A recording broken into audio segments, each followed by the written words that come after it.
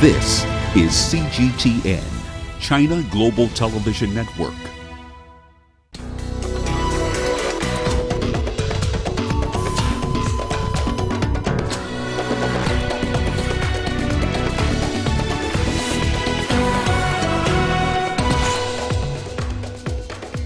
African Union gives Sudan military 15 days to establish civilian rule. Libyan ministers call for ceasefire and political dialogue. And French President Macron pledges to rebuild fire-ravaged Notre Dame. Hello and welcome to CGTN. This is Africa Live and I'm Karen Roberts in Nairobi. Also coming up in the programme. In business, Tanzania lands $1.7 billion financing deal with the World Bank. And in sport, Kenyan and Ethiopian athletes dominate the 2019 edition of the Boston Marathon. To the very latest in Sudan now, and the African Union has given the Transitional Military Council a 15-day ultimatum to transfer power to a civilian government or risk suspension from the bloc. The body says a military-led transition would be completely contrary to the aspirations of the people of Sudan. In the meantime, members of the Military Council are in the process of choosing a prime minister for a civilian government. Protesters in Sudan continue to make their demands. The message: one of the main demands of the protest movement, which is the formation of a sovereign civilian council with military representation to protect the revolution and to guarantee the demands are met. Our second demand is the creation of a civilian government made up of cadres and its task to be agreed upon with full executive powers. Don't like amnesty here. We need a republic. Yeah, we need Republican government.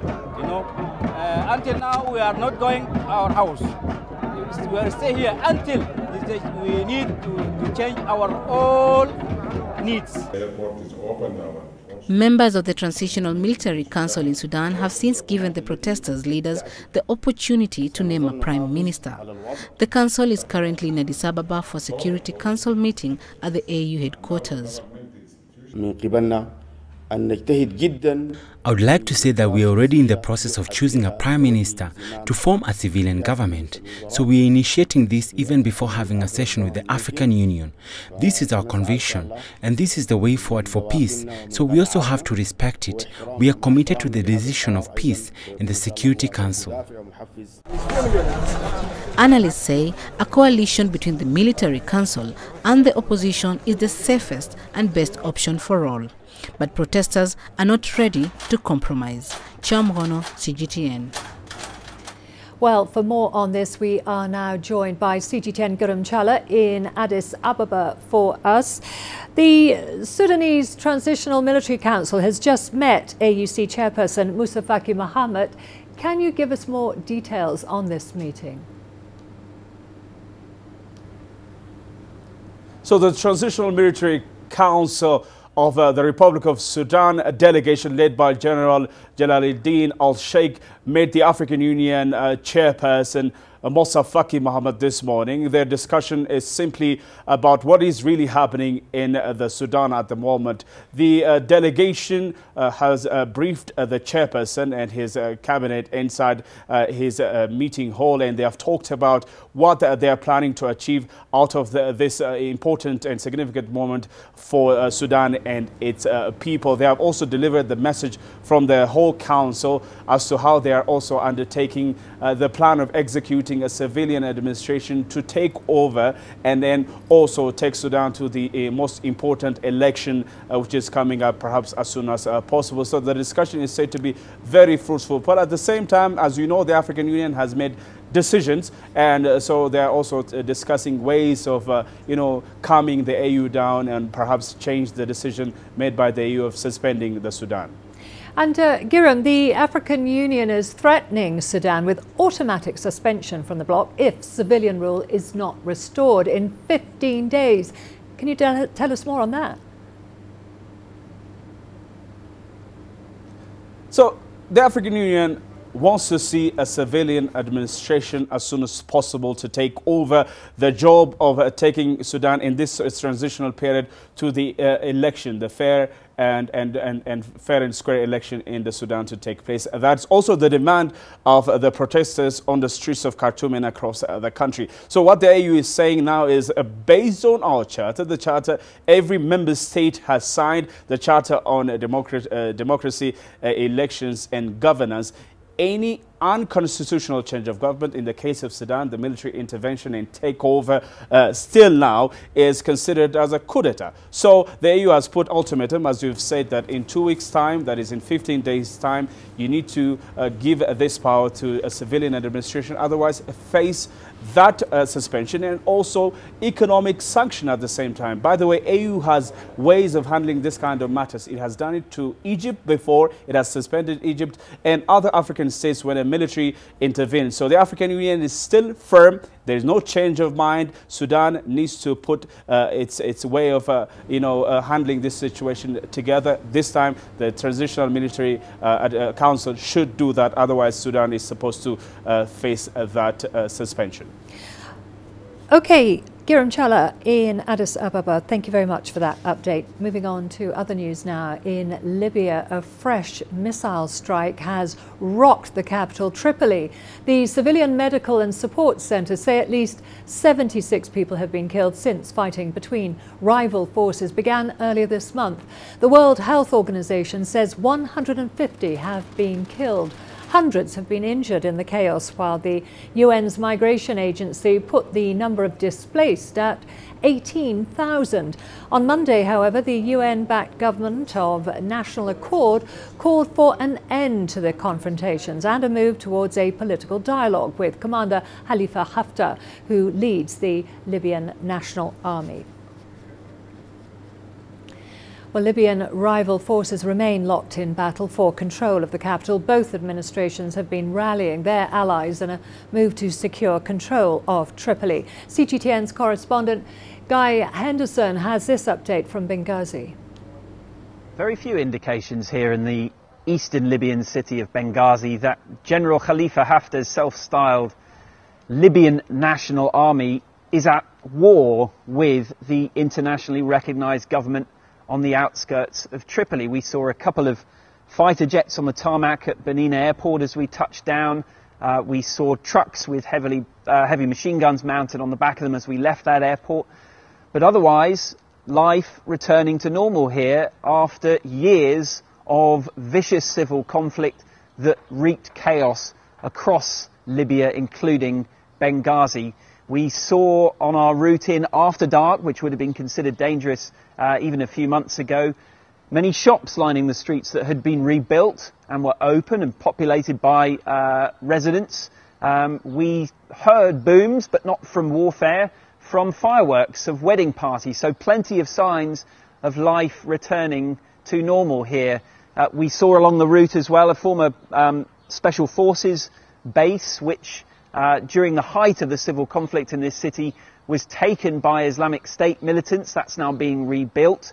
We also passed the former US consulate, which of course so infamously became an issue on the US election campaign in 2016 after the murder of US Ambassador Chris Stevens in a terrorist attack in that consulate, which took place here in Benghazi. So whatever you might say about General Khalifa Haftar, there is very little doubt, and it is very immediately obvious that after a period of serious instability, he has brought stability back to this region, and that is now the basis upon which he has swept across large parts of eastern Libya into the south and now up north and into Tripoli, claiming that he can repeat the successes that he's had here in the east and bring back stability to the rest of Libya as well. There are many critics of that approach, people who say that his effort is doomed to failure, that he has instead now set back a slow but necessary political process to bring a sustainable peace to Libya, but no sign yet of a rethink by General Haftar. Guy Henderson, CGTN, Benghazi. Meanwhile, the United Nations Refugee Agency has expressed concern over the worsening situation in Libya. United Nations High Commissioner for Refugees, Filippo Grandi, says the escalation of the conflict could create further displacement, as it did in 2011. He spoke when he met with German Chancellor Angela Merkel, who expressed similar concerns. It is about fighting the causes that lead to fleeing and displacement. Then we will have reduced the problem. Unfortunately, we have to say the challenges remain tremendous. I talked with the Egyptian President al-Sisi today about the situation in Libya, as it is very worrying, and we will talk about that as well. We see the situation in Sudan, in South Sudan, which also poses an important task. And in this regard, it is unfortunate to say that the duties of the UNHCR have not become less, but instead the importance of the UNHCR is increasing again. We are particularly concerned, like you are, Chancellor, by the situation in Libya. Of course, from our perspective, Libya is a country of transit of thousands of refugees and migrants, many of whom try to come to Europe. In the last few months, we managed to have access to some of the detention centers and alleviate the plight of some of the people. The Egyptian Parliament will vote today on the final set of constitutional amendments, which Egyptians will vote on later this month, while the majority coalition suggested allowing President al-Sisi to stay in power up until the year 2034. The final draft, however, recommends a shorter extension. Our Cairo correspondent Adel El-Mahrouhi explains more in the following report. According to the Egyptian Constitution of 2014, a president can be elected for a maximum of 2 4-year terms. Parliament wants to increase that period. I don't think that a 4-year term by any means is appropriate for Egypt. We had two extremes, from 30 years of Mubarak to 4-year terms. Our country needs stability and a long restructuring process. The Egyptian constitution says any changes in the duration of presidential terms must be followed by guarantees. Constitutional experts say the guarantee is to preserve the 2-term ceiling for all presidents. However, if we elongate the duration of each term, that is not a constitutional violation. Parliament has settled on keeping each presidential term to 6 years, keeping the 2 terms limit. However, they're adding an exception for President al-Sisi. We wanted with this exceptional term to declare our intention. We want President al-Sisi to stay longer. It's something that we believe is in favor of the country, so we don't need to hide it. The president has a vision that needs a bold decision maker, and we want him to complete that. So far, President al-Sisi's term ends in 2022. If the referendum passes, his current term will turn into 6 years, ending in 2024. He will be allowed to run for another 6 years, which could keep him in office until 2030. Adel El-Mahrouhi, CGTN, Cairo.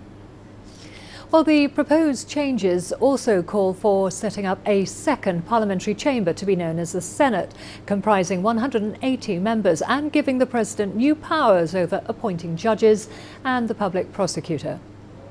Some think creating a second chamber will add cost to the government. That's absolutely incorrect. When we cancel the upper house, all its employees join the lower house, so the employees will be redivided within the Senate. Even the financial expenses to the members of parliament will be divided between the two chambers. Authorities in Ethiopia are investigating a food poisoning incident at a camp which hosts some former rebel fighters. Around 136 Oromo Liberation Front fighters were rushed to hospital after reportedly falling ill. They belong to the group of fighters who struck a peace deal with the government. CGTN's Giram Chala has more. After peace prevailed between the government and the Oromo Liberation Front, the latter has surrendered its arms and let its fighters join a government training camp. Then disaster struck just days back. Out of the 1,000 OLA fighters, about 136 of them got poisoned. Reports suggested soldiers are said to have started collapsing after having breakfast at the Tolai camp in southwestern Ethiopia on Sunday. Now, the government source has said no one has died of the incident, and those who were taken to hospital have returned back to the camp after getting proper medical attention. Sources have suggested Ethiopian authorities are now undertaking a major investigation to establish who was behind the poisoning of OLA fighters and take measures afterwards. It was said until investigations are concluded, however, it's hard to tell as to who are the criminals. Training OLA fighters of the Ethiopian constitution and the rule of law has ultimate goals of integrating the former guerrilla fighters against the Ethiopian government to the Oromia regional state's security forces. Grumtala CGTN, Addis Ababa, Ethiopia. We are going to a short break now. Don't go away. Lots more to come, including Egypt's parliament to vote on constitutional amendments that include an extension to President Abdel Fattah al-Sisi's current 4-year term. And more than a decade later, we catch up with some of the victims of Joseph Kone's Lord's Resistance Army in Uganda.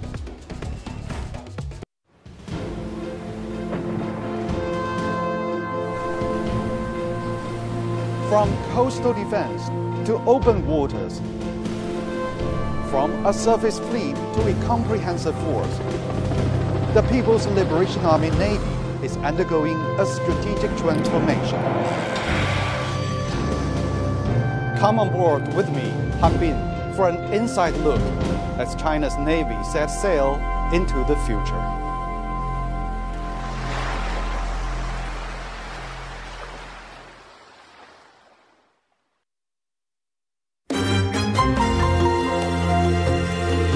Africa Live. Find your voice.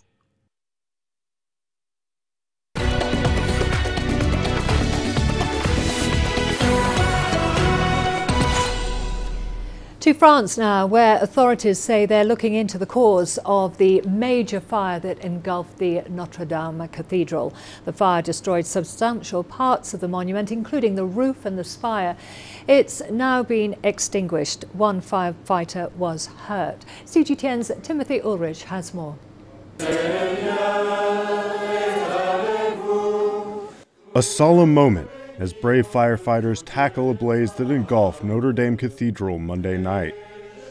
Authorities had some crumbs of comfort for those in distress, saying the structure had been saved. But there's no doubt that severe damage has been done. Footage taken by the Paris Fire Brigade shows just how devastating the blaze was, with the cathedral's roof, spire, and towers all up in smoke and flames. But there's a feeling much more has been lost than just the iconic structures. That is irreplaceable, not so much the wood structures, because that could be replaced and that's going to collapse. The spire, which is beautiful, is a 19th century construct, so that possibly can be replaced. Some will be lost, of course, because you can't replace exactly, but it still be lost. But I think the rose windows, the stained glass windows, I mean, that's really replaceable. And it couldn't really have come at a worse time for the nation or the country's president. President Emmanuel Macron was preparing to deliver a televised address to the French people. It was to outline his plans for the political future of the country in the face of the ongoing Yellow Vest protests. Instead, he had to rush to the scene of the fire and deliver a much different speech. Alors je vous le dis très solennellement ce soir. I am solemnly telling you tonight, this cathedral will be rebuilt by all of us together, and it's probably part of France's destiny, and it will be our project for the years to come. I am committed to this. We will rebuild Notre Dame, because this is what the French expect, because this is what our history deserves, because it's our profound destiny. Perhaps Macron and the country will be able to use this fire to reach new heights. This iconic landmark has witnessed and survived every major event in modern France, from a social and political revolution in the late 18th century to World War II. Each time, France was rebuilt, rising from the ashes, as this timeless cathedral remained. This time, however, it'll be France that needs to stand tall, and the cathedral that needs rebuilding. Timothy Ulrich, CGTN. Well, for more on this, we are now joined by Eleanor Cassis in Paris for us. What happened last night to one of the world's most visited and beloved monuments was shocking and upsetting to watch. Do we have any idea how such a fire could happen and take hold so quickly?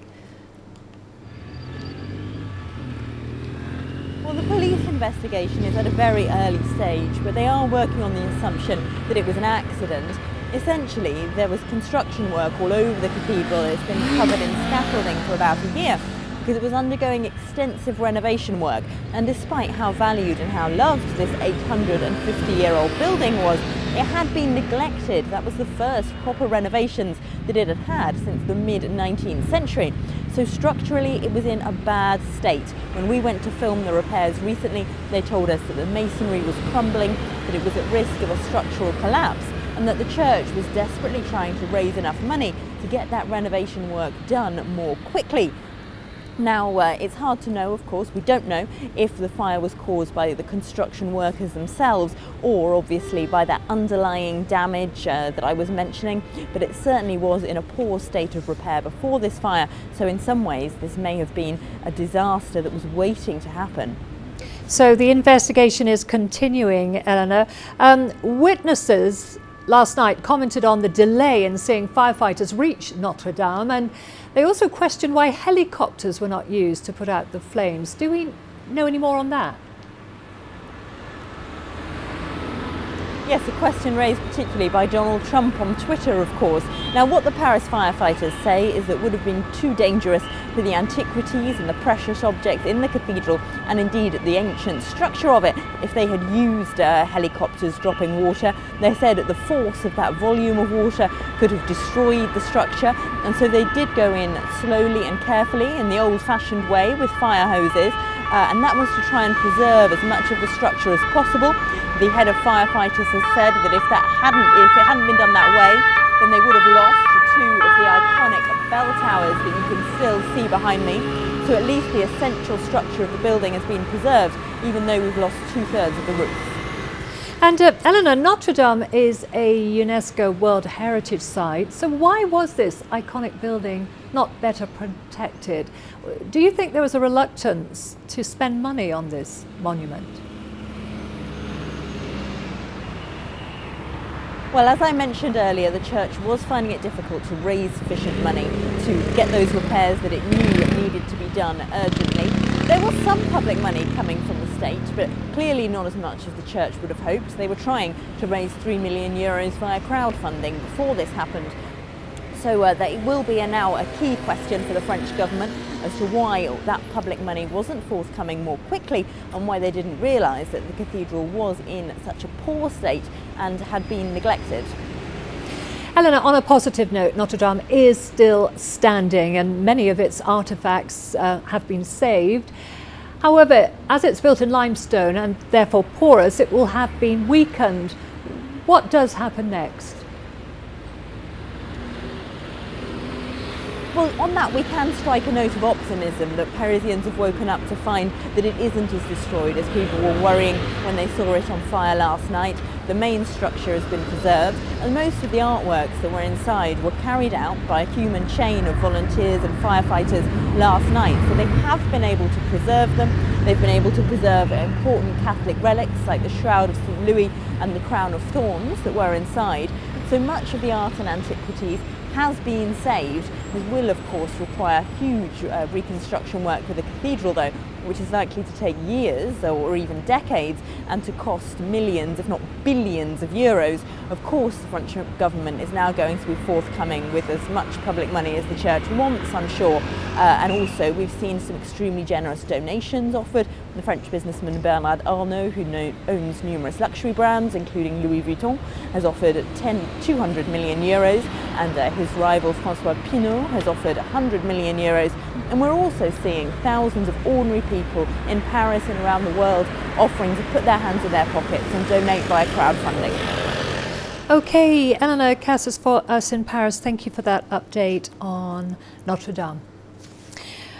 Moving on to other news now, the United Nations MONUSCO mission has partnered with the country's government and aid agencies to encourage dialogue among ethnic groups that have been fighting over land and political positions in the east. The programme seeks to address the root causes of land conflicts that have left thousands of people dead in the DRC's North Kivu province. CGTN's Chris Ocharinga has more from eastern DRC. 62-year-old Barihuta Muhire was born in Chasamba village in eastern DRC. Local authorities recently ordered him to vacate his home after selling his land to a wealthy individual. Barihuta is now struggling to start a new life in the town of Kichanga. I fled my home and lost my possessions. The clothes on my back are all I have. I keep wandering, trying to find work. Like Barihuta, many locals here rely heavily on the land for their livelihoods. Large concessions are owned by few landowners under traditional informal land tenure systems. And that has triggered conflict among the Hunde, Hutu and Tutsi ethnic groups. This part of North Kivu province is reported to have more than 20 armed groups operating here. Some of them are tribal militias that were formed to protect community members from attacks by rival groups. Over the past 2 decades, conflicts over land, minerals and ethnicity have killed millions of people in eastern DRC. The arrival of Rwandan migrants who fled ethnic conflicts back home further increased tensions. The civilian section of the UN peacekeeping mission in the DRC and the Congolese government have come up with a program aimed at fostering peace. We try to align the interests of communities who are maybe fighting with each other. We try to align the interests of people who profit off of chaos and those who actually, are trying to make peace. And so the more that we do that, the more that we actually have a way to move forward together and that we actually have something solid. The program also provides income-generating activities to prevent young people from taking up arms to resolve disputes. Emmanuel Kalonji is one of the beneficiaries. He was given the startup capital and trained to become a barber after a market study found it a viable business. This project has really helped me. I used to be a wreck. I couldn't buy myself a pair of trousers or oil because I had no income. The program was conceived as the UN peacekeeping force's eventual exit strategy from the DRC. While it's being hailed as a potential peace-building mechanism, some internally displaced people like Barihuta Muhire believe it won't be enough on its own. He hopes the DRC government will act more strongly to restore land justice in his area. Chris Ochamringa, CGTN, Kichanga, Democratic Republic of Congo. Here's a story that highlights the harrowing lives of those who were held captive by Joseph Kony's Lord's Resistance Army in Uganda. Since the conflict ended in 2006, hundreds of former captives have returned to the northern Ugandan town of Gulu. And as they attempt to integrate with the community, many still face rejection and stigma. CGTN's Daniel Arapmoy has more on their story.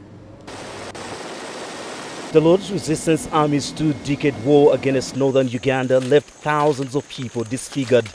The maiming was a tactic used by the LRA to instill fear and punish people.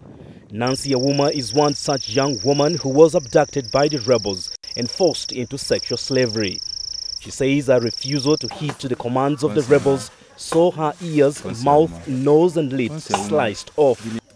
Reconstruction by doctors have not helped much to relieve her of the pains. Nancy recently saw the very person who sliced off her lips, mouth and ears after he returned from the bush. But she says she has forgiven him of all he did to her. I saw the person who inflicted the pain in me. He came back from the bush and he lives in a village called Palaro. I have forgiven him for all he did to me. Another victim, Christina Charo, is from Unyama village in Gulu municipality. She lives with permanent scars of war after rebels burnt her with paraffin and left her for dead. For Christina Charo, forgiveness is simply not on her bucket list. Since they did not care about the atrocities and the lives of others during the war, they should also be put to death if arrested. Nothing short of that. Peace has now returned to the region, but those who had their lips, ears, noses and limbs sliced off by the rebels face a new hostility from within their communities. Even when people abuse me, I look at my 2 children as hope for my future. The fact is that nobody likes me, even my very own people. Many young men who were forced to commit unspeakable acts while in the bush have now returned and living alongside those they once brutally tormented. Samuel Komakech and Geoffrey Nyeko are ex-LRA rebels who have returned home. They both say they did not intend to kill their victims. They forced us to go into the villages and loot food. We would go and come back with the loot. They also forced us to kill people. I may have done many bad things while in the bush unknowingly, but I asked the government and the people I wronged to forgive me so that life can go back to normal. Uganda's over 2-decade war that ended in 2006 saw the LRA mostly depending on child soldiers who were abducted, indoctrinated and forced to commit horrific murders. An estimated 30,000 children were taken from their homes, forced to live in the wilderness and fight. Daniel Arap Moi, CGTN, Gulu, Northern Uganda.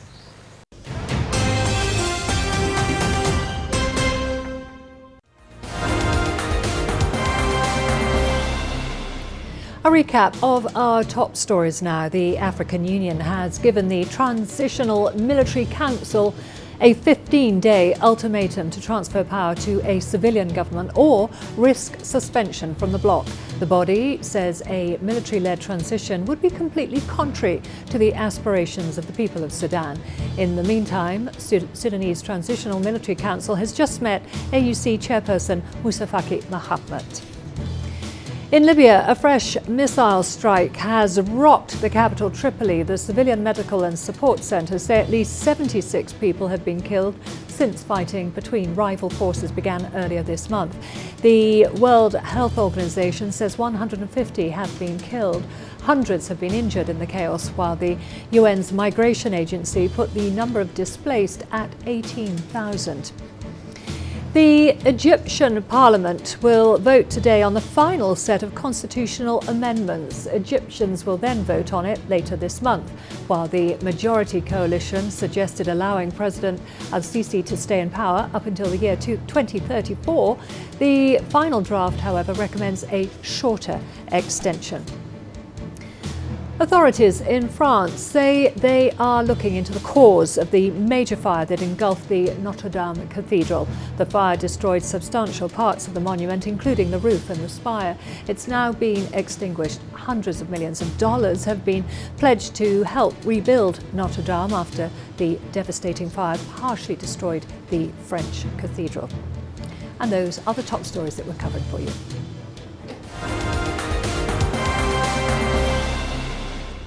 We're going to a short break now. I've got all the business news coming up, including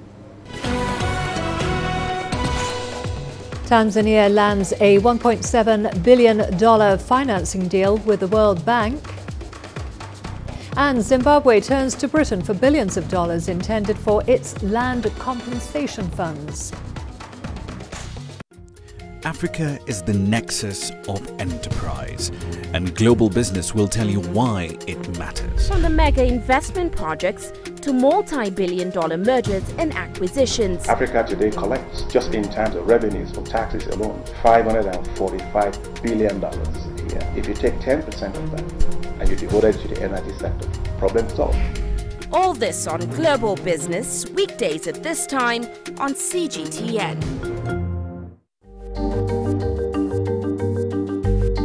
Africa Live. Find your voice.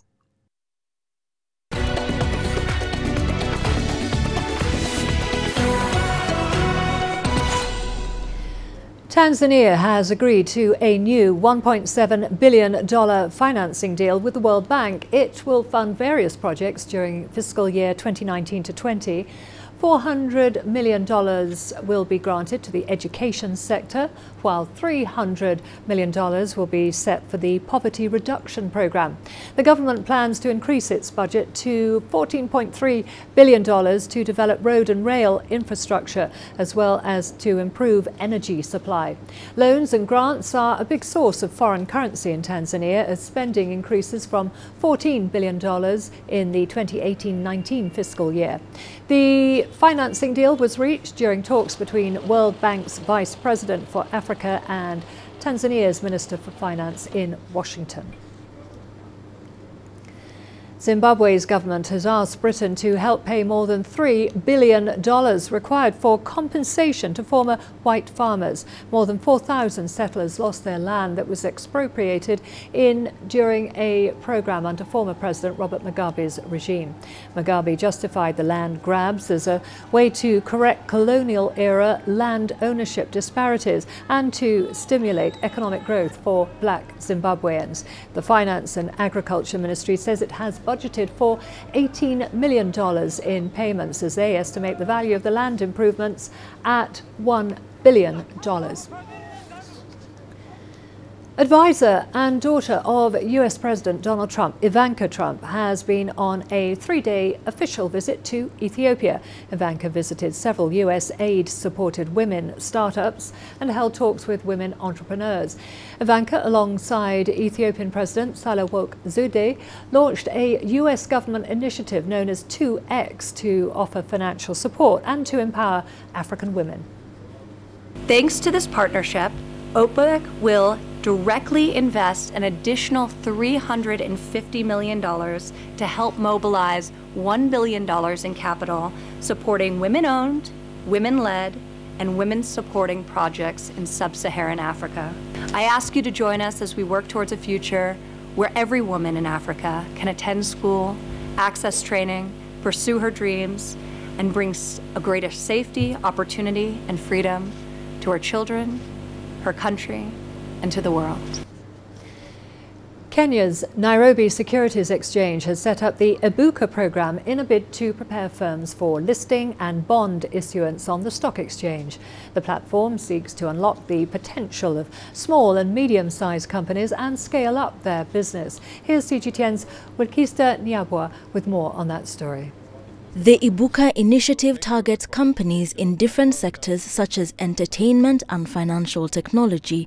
The NSC, in partnership with other organizations, aims to offer training to enable growth, help entrepreneurs access resources, and enhance their visibility. As opposed to waiting for companies to come to the market when they're ready, we want to make them ready. So the 3 stages of Ibuka is: 1, we want to get them ready, which is the incubator. We then prepare them and get them fit, which is the accelerator, and then we take them to the 3rd stage, which is where we want them to get value, which is now when they're able to access different products in the market. Since its launch in 2018, 6 firms have been admitted to the Ibuka program. These include APT Commodities, Blue Nile Rolling Mills, and Globetrotter Agency. So Ibuka makes sense because, of course, we want to grow, whether it's capital injection or market growth, which is what everybody looks for, and especially when it's global growth. I want to do the recognition. I want to be recognized equally as well. So I guess that's the reason why we joined the platform, to make sure that we're able to grow. The Nairobi Bourse handles average trading volumes of $8 to $10 million US. However, trading is dominated by big companies such as telecoms firm Safaricom. You find companies in things like entertainment, companies in things like fintech. Okay, it's a platform that does not have any very restrictive entry requirements. Okay, because we don't even look for your financials. All we want to know is you're keeping financials. The NSC has diversified into government bonds such as the mobile phone-based M-Akiba program. It was launched in 2017 in efforts to enhance financial inclusion for economic development. The first quarter in 2017 had only 25% subscription. However, the second got a 79% subscription, raising $1.98 million US earlier this year. Bulkisa Nyabwa, CGTN, Nairobi, Kenya. On to Nigeria now. An online house cleaning service is promising to create millions of jobs for Nigerians. Kareen is an online service that pairs house cleaners with homeowners in need of cleaning services in 3 major Nigerian cities. CGTN's Kelechi Emekalam has more. 25-year-old Solomon Sunday gets ready for work. His tools, a scraper, some rags and bottles of cleaning detergent. Solomon is among a growing number of Nigerians who've signed up to Kareen, an online house cleaning service where cleaners meet those in need of cleaning services. Hundreds who can't find regular jobs make a living by signing up with the service. Even those with regular jobs have joined the platform to make extra cash. Before becoming a cleaner, Solomon struggled to eke a living. He earned only $50 monthly from his previous job, barely enough to pay house rent. He says he could triple that from cleaning houses. I was homeless, but courtesy of Kareen, I've been able to get a place of my own. I've been able to fix my bills. As in, it has been great, it has been satisfying. The service is currently available in Abuja, Nigeria's capital, Lagos, the commercial capital, and Port Harcourt in the southeast. Its developers are targeting 15 million clients in those 3 states. But they have to build confidence in a market where most people are skeptical about letting a stranger in their home. Even though the Kareen founders say cleaners are enrolled after rigorous background checks, they now offer insurance to cover damages and losses for clients. In Abuja only, we've served over 350 jobs so far, and over 75 repeated customers, and 25 Kareeners who have come on the platform. So yeah, it's huge. We look forward to more states. Rakia has depended on Kareen to clean her house in the past months. She says she has built confidence over time. As in what you have asked them to do, and they do it without tampering with other places that does not concern them. Nigeria's unemployment rate hit 23.1% in 2018 from 18.8% in the previous year, rising from 111.1 million in 2017 to 115.5 million in the end of 2018. And simple innovations like Kareen are increasingly becoming avenues for millions. Kelechi Emekalam, CGTN Abuja, Nigeria. US and Japanese negotiators have kicked off their first round of trade talks in Washington. The 2-day meetings are expected to cover goods, agriculture and auto services. The US Agriculture Secretary says he's seeking a quick agreement with Japan on tariff cuts for agricultural goods. However, Japan says there's no way to strike an agricultural deal first, citing WTO rules. The Trump administration has also been seeking to impose up to 25% of tariffs on foreign cars and parts, which has caused concern for auto producers in Japan and Germany. Trade talks are expected to continue over the next few months as Japanese Prime Minister Shinzo Abe plans his visit to Washington later this month. Trump is also expected to travel to Japan in May. Now let's take a look at how trade ties between the US and Japan have changed since Trump took office. U.S. pork exports to Japan, a $1.6 billion business last year, have dropped by more than a third so far this year. Producers are calling on the U.S. president to start trade talks for fear of losing its market share in Asia. And this is not the only thorny issue that has emerged. The United States has a massive trade deficit with Japan, $100 billion a year. Japan sends us millions and millions of cars, and we tax them virtually not at all. Last March, Trump levied a 25% tariff on steel and 10% tariff on aluminum imported from all countries except Canada and Mexico. Japan was its only major ally not given exemption. Tokyo hit back with a threat to slap tariffs on U.S. imports worth over $400 million. Trade talks have been moving along slowly since the U.S. president pulled out of the Trans-Pacific Partnership in 2017. Japan is adamant that it won't agree to terms under Trump's America First doctrine. Now, when there is rising concern over protectionism in the world, there is more attention than ever from the world to see whether Asia can stay united and keep raising the flag of free trade. Last autumn, bilateral trade talks received clearance when both sides agreed to open up on sensitive areas: agriculture for Japan, automobile manufacturing for the U.S. Tokyo wants to focus only on matters related to tariffs, describing the talks as TAG, or trade agreements on goods. But Washington trade officials have spelled out 22 specific areas, including currency rules. In the 80s, Japan signed the Plaza Accord to strengthen its currency against the U.S. dollar. U.S. Treasury Secretary Steven Mnuchin said any agreement would include a requirement to refrain from manipulating currencies to gain an advantage in international trade. Trump and Abe are set to meet a couple of times over the next few weeks. So who will be the winner in the competition of rice and cars? Bao Nongxuan, CGTN. We're going to a short break now. Lots more to come, including Nigerian filmmaker releases a virtual reality film that documents ordeal of the Chibok girls 5 years on. Join us in Global Business and see Africa through our eyes. The greatest journeys, the greatest sights, the greatest adventures. Here in Kanater, this weir allows the locals to walk on water. We're far more than just TV news. We're your passport to the wonders of Africa. To bring you stories of struggle, survival and hope.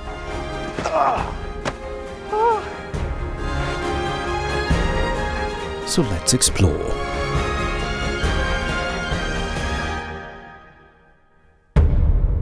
CGTN. See the difference.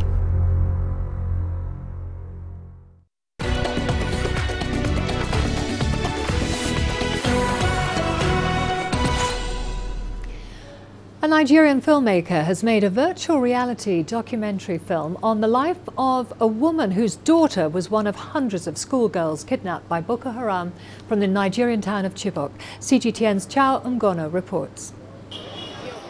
Hundreds of viewers watched the Daughters of Chibok film at a popular bus stop in the commercial capital Lagos. The 11-minute documentary brings out the daily struggles of a mother whose 18-year-old daughter was abducted in 2014 by Boko Haram. The Chibok story is a very important story. It's a global story, and it's a story that doesn't have closure yet. It doesn't have an ending yet. You know, there's still 112 girls missing. So from a story perspective, I found that interesting. I wanted to explore it. What did I do? Who did I offend? The documentary, which was shot in February, took 2 weeks to make on a budget of around $11,000.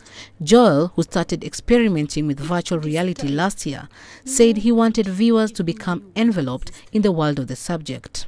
Some spectators couldn't hold back their emotions. I'm living the pain of those women. As a mother, I feel their pain. I know exactly what it is to go through this kind of thing. So it's not a good experience, although I enjoyed watching it, but it's not an experience that anybody wants to go through. It's been 5 years since over 200 schoolgirls were kidnapped by Boko Haram. There are still around 100 Chibok girls unaccounted for. Boko Haram has killed more than 20,000 people and forced around 2 million to flee since it began an emergency in northeast Nigeria a decade ago. Chombono, CGTN. In South Africa, the International Animal Welfare Organization, 4 Paws, has successfully transferred tiger Caruso to its big cat sanctuary near to Johannesburg. The 12-year-old tiger was born in a German safari park and traded to a circus where he was raised by hand until he was 2 years old and it ended up in a rescue center in the Netherlands. CGTN's Yolissa and Jamela has more. Caruso has had a long and strenuous journey. Until 4 Paws took over, all he knew was pain, stress and boredom. When Four Paws met Caruso, he was confined to a small enclosure with no activity and inadequate care. At the time, he was already showing signs of stress. What was described as the cat's biggest journey was completed without complications. The moment the crate was opened, he went out and started exploring his environment, which was obviously very nice also for all of us. The tiger is currently being monitored and will be released in a 1-hectare enclosure following evaluation. That is where it will be joining 2 other tigers that were transferred years before him. His enclosure, the big permanent enclosure where he will live the rest of his life here with us, is 1 hectare, a little bit more even than 1 hectare size. Natural environment with structures inside and shelters and a big pool and forest area, and so all the environment he would, as a tiger, normally have as well in his natural environment. He has a beautiful enclosure, he has the sun, he has the warmth, all kinds of new stuff, new scents in his enclosure. Caruso is adapting well to the new environment and seemingly loves interacting with people. Caruso is a little bit naughty. He's really into people. He really likes the attention of people. And when you're with a group, with his outside enclosure, he really tries to get the attention, so he shows off. Here at the Lions Rock Big Cat Sanctuary, Caruso will be able to roam around a lush enclosure where he can run, play and swim. Yolisa Njamena for CGTN in Free State Province, South Africa. We have all the sports news coming up after the break, including Kenyan and Ethiopian athletes dominate the 2019 edition of the Boston Marathon.